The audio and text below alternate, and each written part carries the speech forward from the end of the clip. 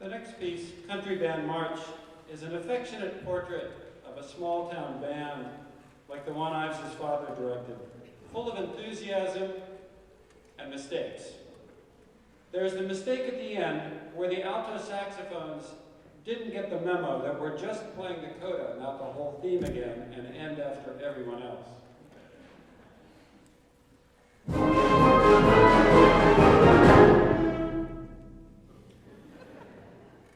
There's the spot where somebody, probably the conductor, makes a mistake, and the whole ensemble gets into the wrong rhythm. You can practically hear the conductor yelling out, 1, 2, 3, 4, to get everyone back together again for the return of the theme.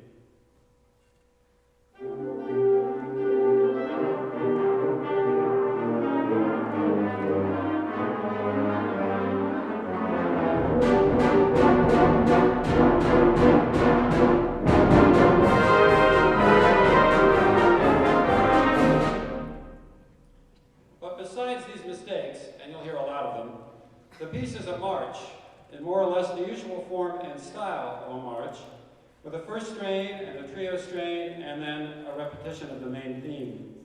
This music has been called fictional music, because it creates the fiction that we are someplace else.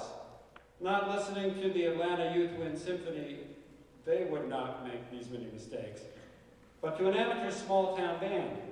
It captures the atmosphere of a hot July day at a county fair or a holiday festival, listening to the band play.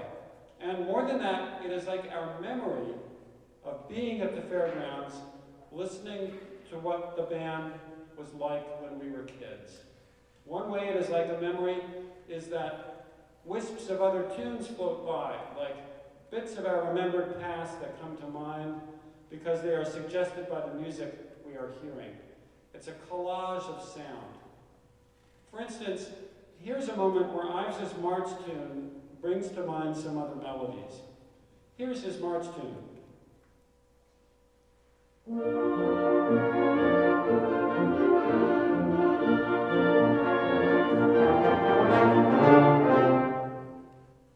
But at the same time, the trumpets play a bit of the fiddle tune, Arkansas Traveler.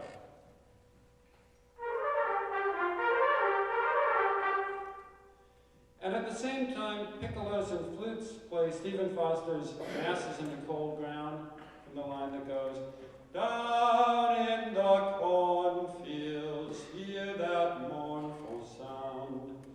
Followed by bits of a Civil War tune, Henry Clay Work's Marching Through Georgia, which is a tune that folks in Atlanta may not be quite as fond of as a Connecticut Yankee like Charles Ives was.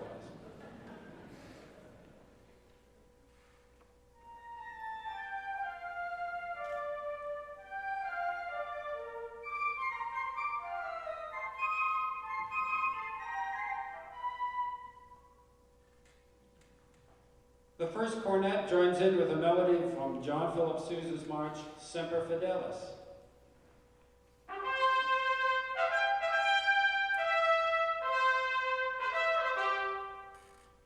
The alto saxophone and horns throw in part of George F. Root's The Battle Cry of Freedom.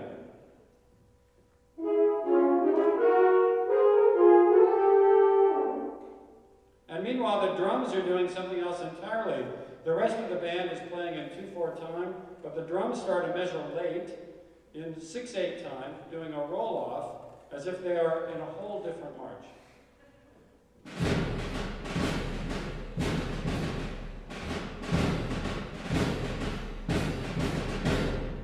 So here's everything put together.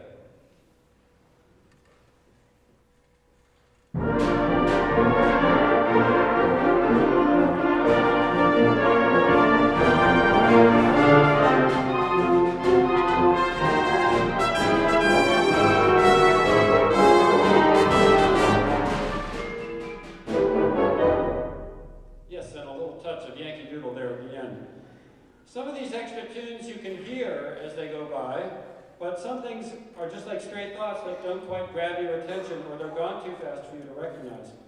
If you don't quite catch something, that's the point. That's the way our minds work. These are the things, or there are the things that we can't miss, like the main tune of this march, and the things we catch on the fly, and the things that just escape our grasp, and that's just the way life is.